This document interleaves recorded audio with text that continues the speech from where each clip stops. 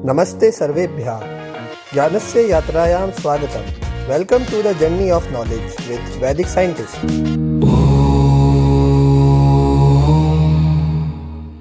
पिछली वीडियो में हमने चैप्टर 2 की थ्योरी देख ली थी हमारे एस.एल. लोनी पार्ट 1 से। आज हम चैप्टर 3 जो कि मेरा सबसे पर्सनली फेवरेट चैप्टर है, हाइट एंड डिस्टेंसेस, क्योंकि इसमें हमारे को ट्रिग्नोमेट्री का असली यूज़ पता चलता है कि ट्रिग्नोमेट्री जो हमारी ये हमने जो भी पिछली वीडियो में याद किए कि साइन के अलग अलग एंगल पे वैल्यू क्या होती है, ये जो हमारे ट्रिग्नोमेट्रिक रेशियोज़ होते हैं इनका इस्तेमाल कहाँ होता है, ये हमारे दिमाग में बहुत बार आता है। कई मीम्स और कई फ़ोटोज़ बड़े जोक्स बड़े वायरल होते हैं कि ट्रिग्नोमेट्री हमने सीखा 10th क्लास में 11th क्लास में, इसका यूज़ क्या है। ये है इसका यूज़। चैप्टर 3 हमारा हाइट्स एंड डिस्टेंसेस। अब इसमें क्या करना होता है हमारे को, आपको मैं स्टार्टिंग में ही बताया था कि हम राइट एंगल ट्रायंगल अपनी दुनिया में बहुत जगह पर देखते हैं। अब उन्हीं राइट एंगल ट्रायंगल में हमारे कुछ बड़े बड़े पहाड़ वाली चीज़ हो जाती है, कुछ बड़े बड़ी इमारतें, कुतुब मीनार, बड़े बड़े स्काई स्क्रैपर्स, ये सारी चीज़ें आ जाती है। उनकी हाइट हम इंची टेप लेके तो निकालने बैठते नहीं है, तो उसके लिए हम क्या यूज़ करते हैं, ट्रिग्नोमेट्री का।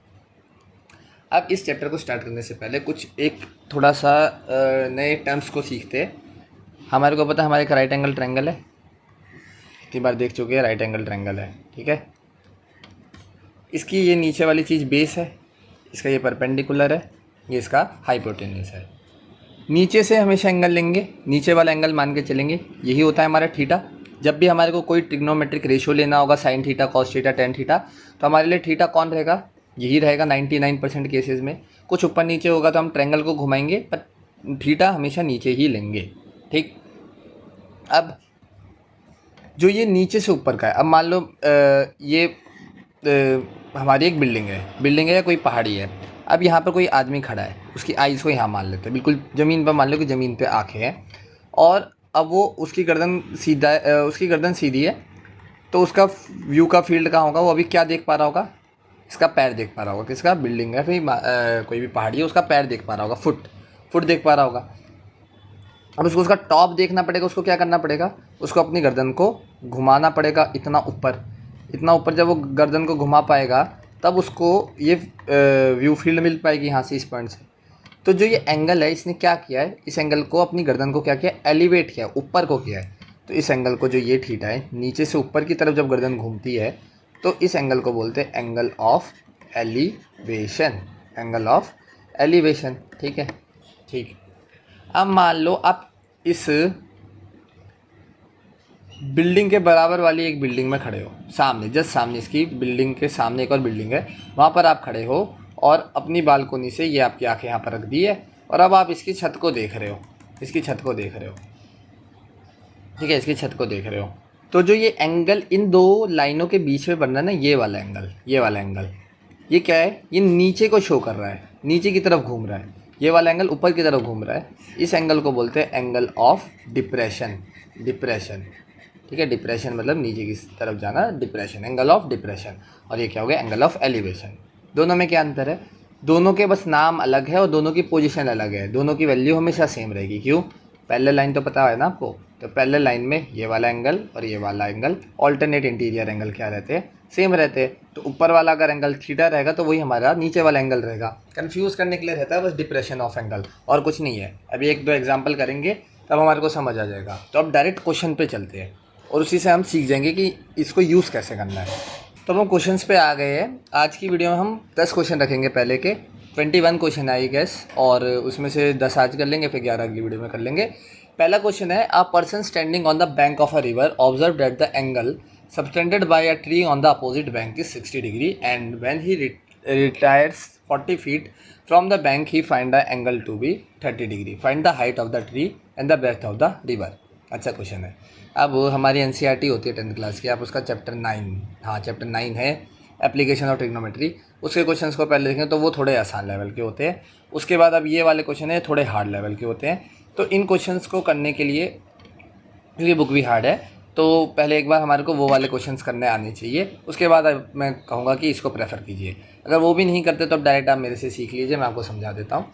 आप person standing on the bank of a river, bank of the river मतलब ये रिवर है, एक नदी मान लेते, चौड़ी होगी, बैंक ऑफ द रिवर पे खड़ा है, मान लो वो यहाँ खड़ा है, इस पॉइंट पे खड़ा है, ठीक है। Observes that the angle subtended by a tree on the opposite bank. एक पेड़ है, पेड़ तो सीधा खड़ा होगा, हम आंखों को ज़मीन पे मान के चलते हैं, पर पेड़ तो सीधा खड़ा होगा। ये उसकी अपोजिट बैंक पे है 60 डिग्री है। Observe the angle subtended by a tree on the opposite bank. Standing on the bank, observe the angle subtended by a tree on the opposite bank is 60 degree. ठीक है, अब जो ये पेड़ है ये दूसरे बैंक पे, मतलब ये एक बैंक है नदी का, ये दूसरा बैंक है नदी का। ठीक है, इस बैंक पे ये पेड़ खड़ा है, ये पेड़ खड़ा है। एक अच्छा डायग्राम बनाते तब अच्छे से समझ आएगा। ये पेड़ है, ठीक है, ये नदी है, ये नदी है हमारी, ये नदी है यहाँ पर, और यहाँ से ये दूसरे पॉइंट पे एक एंगल सबटेंड कर रही है, और ये नदी की चौड़ाई हो जाएगी, ये हमारे पेड़ की लंबाई हो जाएगी। ठीक है, जितना एंगल ये सबटेंड कर रही है कितना है 60 डिग्री, 60 डिग्री एंगल सबटेंड कर रही है। When he retires 40 feet from the bank he finds the angle to be 30 degree, find the height of the tree. अब वो इस पॉइंट पे खड़ा था बैंक के, तब उसको दिख रहा था 60 डिग्री का पॉइंट है। अब ये बैंक से थोड़ा पीछे जाता है, कितना पीछे जाता है 40 फीट पीछे जाता है, 40 मीटर मान लो, कोई दिक्कत की बात नहीं, फीट समझ नहीं आ रहा तो 40 फीट पीछे जाता है। तो अब उसको एंगल कितना दिखता है ये वाला, अब उसको ये एंगल दिखता है कि जो एंगल ये अब ये इससे बना रहा है वो हो गया है कितना डिग्री हो गया 30 डिग्री हो गया है। कितना डिग्री हो गया 30 डिग्री हो गया है।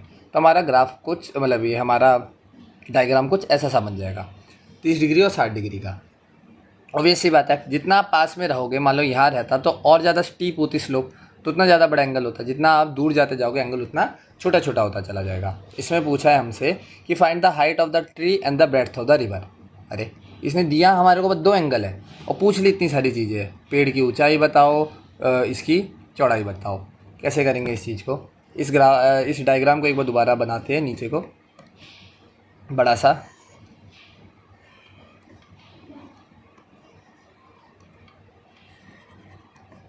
हमारे को पता है ये डिस्टेंस हमारी है 40, ये डिस्टेंस है हमारी 40, ये एंगल है हमारा 60 डिग्री, ये एंगल है हमारा 30 डिग्री। इसको मान लेता हूँ मैं x, इसको मान लेता हूँ मैं y, क्योंकि x और y हमारे को निकालने हैं। y क्या है रिवर की चौड़ाई, x क्या है हमारा पेड़ की ऊंचाई। इनकी कुछ बात की है क्या, इनकी इसकी बात नहीं की है। ये क्या है हमारे हाइपोटेन्यूस है ना, हाइपोटेन्यूस की बात नहीं की है, तो हाइपोटेन्यूस को हमारे को छूने की कम से कम कोशिश करनी, क्योंकि रिक्वायरमेंट नहीं पड़ेगी। तो इसमें भी हमारी रिक्वायरमेंट नहीं पड़ेगी हाइपोटेन्यूस की। कैसे करना है इन क्वेश्चन को, हमारे को राइट एंगल ट्रायंगल दिख रहा है एक बड़ा वाला, 2 राइट एंगल ट्रायंगल है ना, एक बड़ा वाला 30 डिग्री वाला, और ये इसकी परपेंडिकुलर क्या हो जाएगी x, इसकी बेस क्या होगी आप बताओ मेरे को। यहाँ से यहाँ तक 40 है, यहाँ से यहाँ तक y है, तो पूरी कितनी हो जाएगी बेस 40 + y। ये पहले ट्रायंगल की बात हुई। अब दूसरा छोटा वाला ट्रायंगल, इसका एंगल है 60 डिग्री, इसकी ऊंचाई है, इसका ये परपेंडिकुलर है x, और बेस कितना हो जाएगा y। ठीक है, अब 2 ट्रायंगल है, दोनों ट्रायंगल पे हम अपने ट्रिग्नोमेट्री का दिमाग चलाएंगे। हमें क्या दे रखा है, p दे रखा है और b दे रखा है। p और b से क्या बनता है, p और b से अब आप जाओगे अपनी टेबल्स में चेक करोगे, और p बाई b होता है हमारा tan थीटा। तो हमारा tan थीटा, और थीटा क्या है यहाँ पर, इस बार tan है यहाँ पर 30 डिग्री। tan 30 डिग्री किसके बराबर आएगा, x बाई b के b क्या है 40 + y। तो यहाँ से हमारे को पहली चीज़ मिल गई हमारी, tan 30 डिग्री किसके बराबर होगा, x बाई 40 + y के। ये सेम चीज़ यहाँ लगाएंगे, tan 60 डिग्री किसके बराबर होगा, x बाई y के। 2 इक्वेशन 2 वेरिएबल एकदम से सॉल्व हो जाएगा।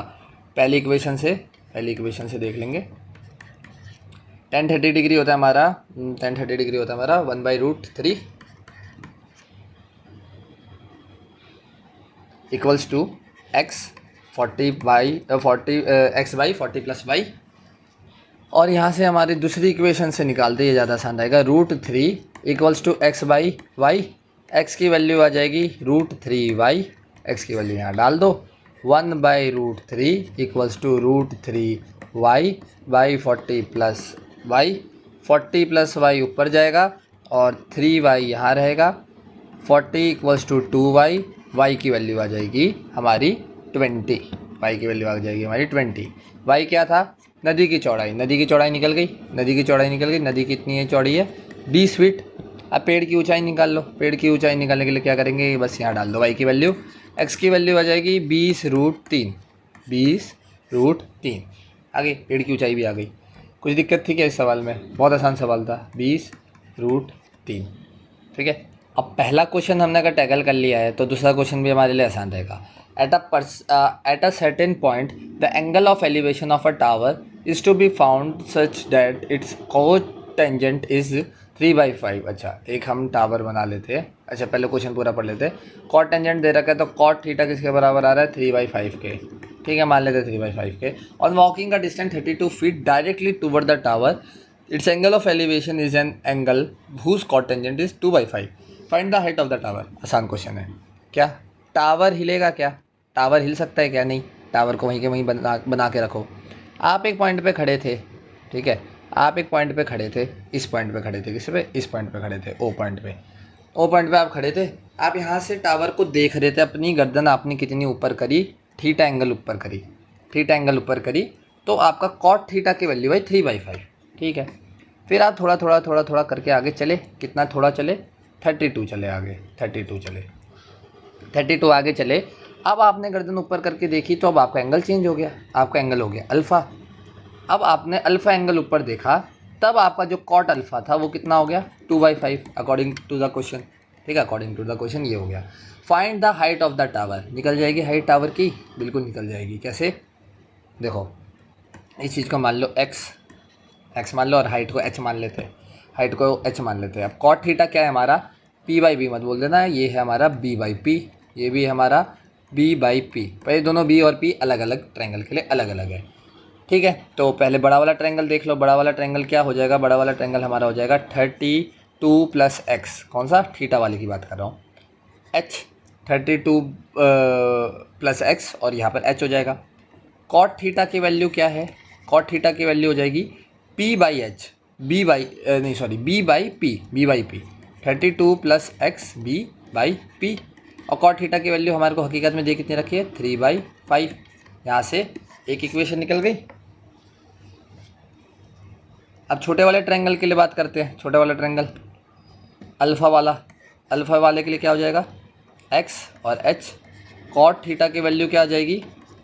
x/h जो कि है 2 कॉट अल्फ़ा की वैल्यू हो जाएगी x/h जो कि है 2/5। और यहाँ से हमारे को x और h के बीच में एक रिलेशन भी मिल जाएगा। तो x के लिए निकाले, h के लिए निकाले, ज़्यादा आसान क्या रहेगा? इसको वहाँ पर ले जाते तो 32 + x = 3/5h। ठीक है, तो h की वैल्यू निकाल लेते हैं। h की वैल्यू हमारे पास, x की निकाल लेते हैं। x की वैल्यू हमारे पास यहाँ से आ जाएगी। x की वैल्यू आ जाएगी हमारे पास 2/5h, जिसको हम यहाँ पर डाल देंगे। ये हमारी पहली इक्वेशन चल रही है। यहाँ से ऊपर वाली एक अलग इक्वेशन, नीचे वाली अलग इक्वेशन है। तो ऊपर वाले में अगर हम इसको डालेंगे तो आ जाएगा 32 + 2/5h = 3/5h। तो 32 = h/5 आ जाएगा और h की वैल्यू आ जाएगी हमारे पास 160 फीट। तो जो ये टावर है कितना ऊंचा है? 160। अब वो ये भी पूछ सकता था कि पहले पॉइंट पे जहाँ आप खड़े थे वहाँ से टावर कितना दूर है, तो निकाल सकते थे ना। x की वैल्यू निकाल लोगे, उसमें 32 जोड़ दोगे तो पहले आप टावर से इतना दूर थे 32 + x। पर जितना सवाल में पूछा हम उतना ही निकालेंगे। 160 फीट आंसर आ गया। अब थर्ड क्वेश्चन कह रहा है at a point A the angle of elevation of a tower is find to be such that its tangent is 5/12।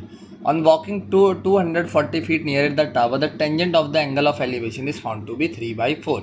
What is the height of the tower? Same चीज़ है, पिछली बार cot tangent दिया था, इस बार tangent दिया है। इस बार आप क्या ले लोगे? वही टेंजेंट को ले लोगे 5/12। इस बार हमारे को b/p की जगह p/b दिया है और इसमें आपको टेंजेंट अब दूसरी वाले में आपको मिल जाएगा 3/4। तो ये थीटा लेके करोगे, अल्फ़ा लेके करोगे, सिमिलर है और 240 फीट आप वहाँ पर चले हो। तो ये वाला सेम क्वेश्चन है, इसको नहीं करते। दूसरा कोई और हार्ड क्वेश्चन करते हैं। क्वेश्चन नंबर 2, 3, 4 बिल्कुल सिमिलर थे। मैंने देखा क्वेश्चन नंबर 2 आपको समझा दिया, 3 का हिंट दे दिया, 4 बिल्कुल दोनों के सिमिलर है, आप उनको आराम से कर लेंगे। अब 5th वाला देखते हैं, थोड़ा नया है। एंगल ऑफ डिप्रेशन आ रहा है इसमें, angle of depression. An observer on the top of a cliff. एक क्लिफ है, पहाड़ी है, पहाड़ी को बना लेते हैं। यहाँ पर अब उसकी आँखें हमने लगा दी। 200 feet above the sea level, इसकी ऊंचाई है 200 फीट इस क्लिफ की। Observe the angle of a depression of 2 ships, angle at 45 degree and ये। ठीक है, find the distance between the ships line joining them point to the base of the cliff. ठीक है, 2 शिप है, पहाड़ी की इस तरफ है, क्लिफ की इस तरफ है, पानी के किनारे पे रहती है ना क्लिफ, उसके इस तरफ है। एक शिप है यहाँ पर ऐसे, एक शिप है यहाँ पर ऐसे। एंगल ऑफ डिप्रेशन में बताया था नीचे की साइड का, देखो ऊपर वाले पॉइंट से नीचे की साइड पे। अब 45 कौन सा होगा, 30 कौन सा होगा, ये होगा 30 कम वाला, 30 वाला कम, ओ सॉरी अंदर वाला नहीं होता, बाहर वाला होता है। 30 वाला ये होगा कम वाला, जिसमें कम गर्दन झुकी नीचे देखने के लिए। अब 45 वाला कौन सा होगा, जिसमें ज़्यादा गर्दन झुकी नीचे देखने के लिए, ठीक है। 45 वाला ये हो जाएगा। अब जिसका जौन सा है वो वाला उस पर लग जाएगा, चिपक जाएगा। कैसे बताता हूँ मैं, इस वाले को देखो, यहाँ पर ये है ना, ये हमारा डॉट डॉट डॉट, ये नीचे ये 45 है, इस पर 45 आ रहा है, तो इसका एंगल ऑफ एलिवेशन भी 45 हो जाएगा। आपको पता है कि दोनों, ये जो डिप्रेशन वाला देता है बस कंफ्यूज करने के लिए देता है कि एक नया शब्द आ गया बड़ा सा, इसके जो जहाँ पर ये लगा रहता है वही इसका एंगल यहाँ पर आ जाता है। ऊपर से 45 नीचे था तो ये 45 ऊपर हो जाएगा, ये 30 ऊपर हो जाएगा। समझ गए, ये वाले हमारे को दोनों एंगल भी मिल गए हैं। और हमारे को क्या कह रहा है, find the distance between the ship if the line joining them point to the if the line joining them points to the base of the cliff. हाँ, वो ये कहने का मतलब है कि इन दोनों के बीच में है, ठीक है। अब हमारे को निकालने में कोई दिक्कत आ जाएगी, नहीं आएगी। देखो, एक तो आप छोटी सी चीज़ समझ लो, 1045 क्या होता है, 1045 होता है 1, तो इसका P और B हमेशा क्या होगा, बराबर होगा, तभी तो 1 आ रहा है। तो अगर ये हमारे को परपेंडिकुलर दिख रहा है 200 और यहाँ पर दिख रहा है 45, तो इसका B इतना, ये कितना होगा, ये भी 200 होगा। जल्दी जल्दी करना है, जल्दी जल्दी। तो ये भी 200 है, ये भी 200 हो जाएगा। ये बचा हुआ है हमारा x, और x ही निकालना है। x कैसे निकालना है, ये शिप A है, ये शिप B है, इन दोनों के बीच की दूरी ही निकालनी है हमारे को ना, ठीक है। तो अब हम बड़े वाले के लिए निकालते हैं, 10-30 डिग्री वाले के लिए। अब तो हम उसमें देख के बता पा रहे हैं, अलग अलग करने की जरूरत भी नहीं है। 10-30 डिग्री चाहो तो मैं बना देता हूँ आपके लिए, ये लो, ये 30 डिग्री है, और ये पूरा कितना हो जाएगा, 200 प्लस x, और यहाँ पर 200। एक वेरिएबल तो बीच में हमने ख़त्म कर दिया, कैसे, बस ये 45 डिग्री वाली चीज़ देख के, कि जब भी 45 दिखे तो जितना परपेंडिकुलर है उतना ही क्या होगा, बेस होगा। अब 10-30 डिग्री किसके बराबर होगा, 200 प्लस x के, 1/√3 equals to 200/200 plus x। Solve करने पर x की वैल्यू आ जाएगी 200√3 - 1। ये आंसर आ गया, 200√3 - 1। सही है ना, मैंने 200√3 - 1, हाँ ठीक है, 200√3 - 1 आ जाएगी इसकी value. The upper part of a tree broken over by the wind makes an angle of 30 degree with the ground and the distance from the root to the point where the top of the tree touches the ground is 50 feet. What was the height of the tree. ये मेरे को इसमें 10th class का question याद आया। इससे 10th class में NCERT की बुक में एक ऐसा ही सिमिलर क्वेश्चन है, आज पता चला, क्योंकि एनसीईआरटी तो बाद में बनी होगी एस एल लोनी की बुक से। आप कमेंट सेक्शन में बताइए कि एनसीईआरटी कब इस्टेब्लिश्ड हुई, और एस एल लोनी तो बहुत पुराने, रामानुजन करते थे उनको, तो अब समझ आ रही है कि एनसीईआरटी में वो क्वेश्चन यहाँ से आया है। The upper part of a tree, क्योंकि बहुत आसान लगता है, पर एक इसमें बहुत अच्छा इसमें कैच है। कैसे, एक पेड़ था क्यों, क्योंकि अब वो टूट गया तूफान की वजह से, तूफान आया और पेड़ मान लो यहाँ से ऐसे क्रैक होके टूट गया। टूट के क्या हुआ, नीचे गिर गया। कौन गिरा नीचे, यही वाली चीज़ नीचे गिर गई ना, जो ऊपर से नीचे गिरा वो क्या बन गया है, वो बन गया हाइपोटेन्यूस, और ये बन गया हमारा राइट एंगल ट्रायंगल, ठीक है।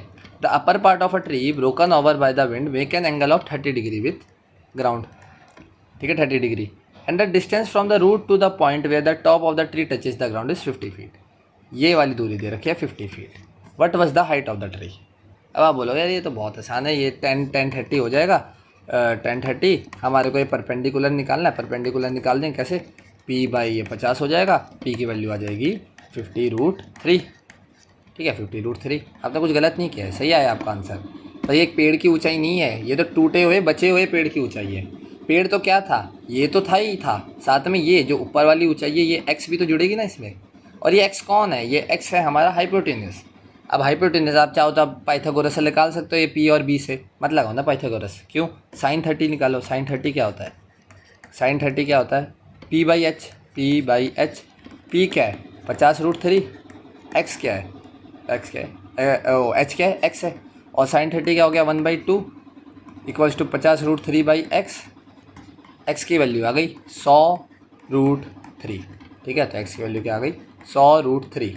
तो पेड़ क्या है, पेड़ की हाइट हमारे को निकालनी, तो पेड़ की हाइट हो गई हमारी 100√3 प्लस 50√3 इक्वल्स टू 150√3।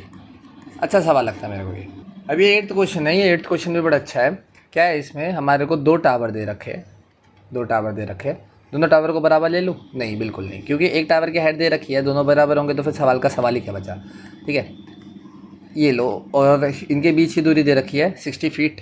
ठीक है, the horizontal distance between two towers is 60 feet and the angular depression of the top of the first as seen from the top of the second which is 50 feet is 30 degree. ठीक है, एक के top से हम दूसरे का top देख रहे हैं, एक के टॉप से हम दूसरे का टॉप देख रहे हैं,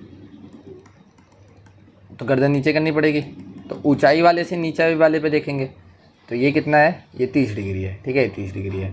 अब ये तो ट्रायंगल नहीं है, ये तो कुछ ये ट्रेपीजियम है, तो पर ट्रायंगल बना सकते हो ना इसको जोड़ दो, ये कितनी हो जाएगी लेंथ, ये भी 60 हो जाएगी, ये एंगल कितना हो जाएगा 30 डिग्री। और दूसरा क्या दे रखा था, 150 हाइट किसकी है, angular depression of the top of the first as seen from the top of the second. इसका टॉप जब हम दूसरे के टॉप से देख रहे हैं विच इज़ 150 हाइट, तो दूसरे का टॉप, दूसरी की ऊंचाई दे रखी है 150 फीट इसकी ऊंचाई है। ठीक है, 150 फीट इसकी ऊंचाई है, हमारे को पहले वाले की ऊंचाई निकालनी है, इसकी ये वाले की ऊंचाई निकालनी है। ठीक है, थोड़ी इंग्लिश है, हार्ड है, फॉरेन ऑथर है तो इंग्लिश थोड़ी सी वैसी रहती है। ठीक है, अब इसमें हमारे को ये चीज़ दे रखी है कि सारी चीज़ हमारे को मिल गई है, अब हमारे को ये निकालना है, कैसे निकालेंगे। अब जो ये 150 है ये क्या है, ये 150 ये पूरा है, 150 ये पूरा है। ठीक है, हमारा ट्रायंगल ये है, तो ट्रायंगल का परपेंडिकुलर तो गायब है, इसको मान लेते हैं हम y, मान लेते हैं y। x कैसे आएगा, x और कुछ नहीं है, 150 माइनस वाई तो है, तो कहीं ना कहीं से बस y निकाल दो, x की वैल्यू आ जाएगी। 150 माइनस वाई समझ गए ना, y घटा दिया तो x आ गया, ये इतनी x ही है। ठीक है, निकाल लेते हैं, tan 30 डिग्री लगेगा इसमें। tan 30 डिग्री क्या हो जाएगा, p है हमारा y by 60, tan 30 1/√3 equals to y by 60, y की वैल्यू आ जाएगी 60/√3 जो कि हो जाता है हमारा 20√3। ठीक है, 20√3 रैशनलाइज कर दिया मैंने, 20√3, तो x की y की वैल्यू आ गई 20√3, तो x की वैल्यू क्या आ जाएगी 150 माइनस 20√3। ठीक है, ये हमारी पहली वाली टावर की ऊंचाई है। समझ नहीं आएगा तो एक बार वापस जाइए पीछे और एक बार दोबारा देखिए। अब 9th क्वेश्चन है, इसमें एक अलग फ्लेवर है ट्रिग्नोमेट्री का। The angle of elevation of the top of an unfinished tower eight a point distant 120 feet from the base is 45 degree. ठीक है, एक आधा अधूरा सा टावर है, अभी पूरा नहीं हुआ है, उसके हमने एक 120 फीट दूरी पर एक पॉइंट लिया, उस पॉइंट से इसकी एलिवेशन है, मतलब इसको ऊपर इसके पॉइंट के ऊपर देखने वाला एंगल है भी 45 डिग्री। 45 डिग्री देखते ही आग बंद करते हैं, यहाँ पर क्या हो जाएगा 120 हो जाएगा। ठीक है, कैलकुलेट करने की जरूरत नहीं है, 45 मतलब 1 मतलब P और B बराबर, तो ये 120 हो गया। अब कह रहे इस टावर को और कितना ऊंचा और बनाना है, कितना ऊंचा और बनाना है, मान लो कितना ऊंचा और कर दिया हमने, इसको x ऊंचा और कर दिया, कितना ऊंचा और करना पड़ेगा कि जो यहाँ से लेके यहाँ तक वाला पॉइंट है ये वाला, तो इससे जो ये एंगल ऑफ एलिवेशन बन जाए ये 60 डिग्री का बन जाए। बहुत सही, ये तो बहुत आसान हो जाएगा। अब हमारे को tan 60 पता है, tan 60 होता है हमारा √3 tan 60, और tan 60 के लिए एंगल ट्रायंगल कौन परपेंडिकुलर कौन सा लेंगे, ये वाला लेंगे। परपेंडिकुलर कौन सा वाला आ रहा है 120 प्लस x बाई b कितना है 120, tan 60 की वैल्यू है √3, 120 प्लस x बाई 120, x की वैल्यू निकाल लेंगे, वही हमारा उतनी और हाइट जिस पे टावर को और पहुंचाना है, तो यहाँ से आ जाएगा हमारा 120√3 माइनस का 1, x की वैल्यू ये आ जाएगी। ठीक है, 120√3 माइनस 1 वो ऊंचाई है जितना और हमारे को टावर को बनाना पड़ेगा कि जो पॉइंट 120 फीट दूर है टावर के पैर से, वहाँ से एंगल ऑफ एलिवेशन 45 डिग्री से बढ़ के 60 डिग्री हो जाए। ठीक है, अब ये भी एक अच्छा क्वेश्चन है, ये भी मैंने एनसीईआरटी में देखा है किसी ना किसी तरीके से। तो 2 पिलर है इसमें, 2 पिलर ऑफ इक्वल हाइट। अब इक्वल हाइट दे दी है सर, अब इसमें तो मज़ा ही नहीं आएगा, हाइट इक्वल दी है पर ये देखो ना इनके बीच की दूरी कितनी है 10 फीट है। ठीक है, 100 फीट है, सॉरी 100 फीट की दूरी है इन दोनों के बीच में, और इस रोड पे हमने एक पॉइंट ले लिया है, बीचों बीच नहीं लिया, ये याद रखना, बीचों बीच लिया होता तो फिर तो सवाल ही क्या था। बीचों बीच नहीं लिया, कहीं पर भी एक पॉइंट लिया है, वहाँ से हम इन दोनों पिलर को ऊपर से देखते हैं। अगर बीचों बीच लिया होता तो बराबर ही तरीके से देख रहे होते क्योंकि हाइट बराबर है। तो एक जगह से 30 डिग्री का एलिवेशन है, 30 डिग्री का, और एक जगह से 60 डिग्री का एलिवेशन है। मैंने इसी को 60 उसी को 30 क्यों लिया, देखो जितना दूर जाते हैं गर्दन कम झुकानी पड़ती है, चीज़ें छोटी हो जाती है ना, है ना। फिर आप तो ताजमहल को भी हाथ में ले लेते हो फोटो में, ताजमहल को भी हाथ में ले लेते हो फोटो में, क्यों, क्योंकि दूर से वो चीज़ छोटी हो जाती है, उसका एंगल ऑफ एलिवेशन कम हो जाता है। और जितना पास जाओगे एंगल ऑफ एलिवेशन बड़ा हो जाएगा। कुतुब मीनार के पास जाओगे, गर्दन ऊपर करके, बिल्कुल गर्दन दुख जाएगी, तब तक भी नहीं दिखेगा। और दूर दूर से तो आप उसको ऐसे पकड़ लेते हो उंगली में फ़ोटो खिंचवाने के लिए। वैसे ही वही वाली बात है, यहाँ पर ये 60 डिग्री हो जाएगा, 30 डिग्री हो जाएगा, क्योंकि ये डिस्टेंस दूर है और ये डिस्टेंस पास है।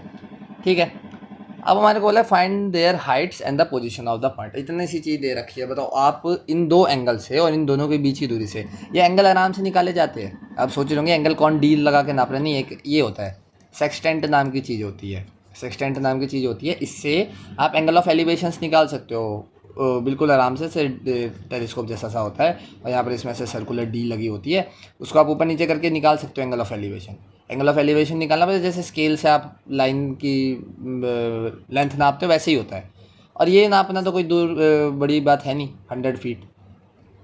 बस इतने से डाटा से आप बहुत सारी चीज़ें निकाल सकते हो। एक तो ये कि पॉइंट की दूरी या क्या है, ये भी निकाल सकते हो, और इनकी हाइट निकाल सकते हो। और ये हमसे पूछा है कि जो ये पॉइंट है इसकी पोजीशन बताएं। पॉइंट की पोजीशन का मतलब यही है कि ये पहले वाले टावर से कितना दूर है और दूसरे वाले टावर से कितना दूर है, और दूसरा इन टावर नहीं सॉरी पिलर की ऊंचाई भी बतानी है। तो निकाल लेते हैं, ऊंचाई मान लेते हैं h, और इसको भी मान लेते हैं h। अगर मैं इसको x मानूंगा, इतनी दूरी को, तो ये दूरी कितनी हो जाएगी, ये दूरी हो जाएगी हमारी 100 माइनस x। ठीक है, पहले वाले ट्रायंगल पे लगाते हैं, tan 60 degree equals to h/x। ज़्यादातर हमारा 10 ही लग रहा है, बस पेड़ वाले में एक बार साइन लगाया था मैंने। तो यहाँ से आ जाएगा हमारा √3x इक्वल्स टू h। ठीक है, √3x इक्वल्स टू h, और यहाँ से आ जाएगा ये वैल्यू आ गई, ये पहला इक्वेशन मान लेते हैं। और दूसरा हमारा tan 30 डिग्री वाले से आ जाएगा हमारा h/100 माइनस x p/b, और ये वैल्यू आ जाएगी 1/√3। सॉल्व करेंगे तो आएगा √3h equals to 100 minus x। इसको इसमें डालो तो √3